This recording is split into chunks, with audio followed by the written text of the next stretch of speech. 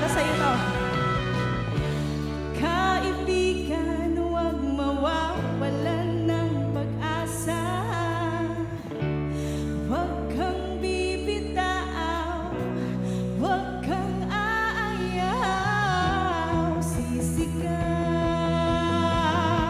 sasayaw